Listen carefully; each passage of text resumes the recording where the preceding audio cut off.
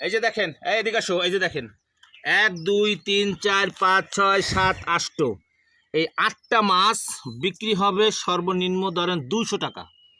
200 টাকা বিক্রি হবে। এখন আমি নিয়ে যাব, 200 টাকা বিক্রি হবে, 200 টাকা।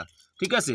তো এই 8টা মাছ ধরেন কত আমার কেনা আছে 8 টাকায়, মাত্র 8 টাকায় কেনা।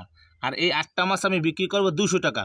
তো এইভাবে যদি আপনার যতগুলো মাছ আমরা ঘেরে ছাড়ছি, প্রত্যেকটা মাছ যদি বেঁচে থাকতো, তাহলে মাশাল্লাহ বাগেরহাট অঞ্চলের মানুষের প্রত্যেকটা স্বর্ণকমল বাড়ি থাকতো। কিন্তু ভাই দুঃখের বিষয়, 1000 মাছে আমরা 5টা মাছও অনেক সময় পাই না।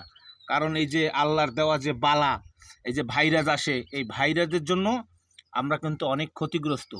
তা আমি সবার কাছে অনুরোধ করব, আমাদের জন্য সবাই দোয়া করবেন, যাতে এই বছরটা আমাদের অঞ্চলে, বাগেরহাট অঞ্চলে যেন মানুষের এই মাছে, বিশেষ করে এই সোনালি ফসল বলবো, যেন ভাইরাস না লাগে।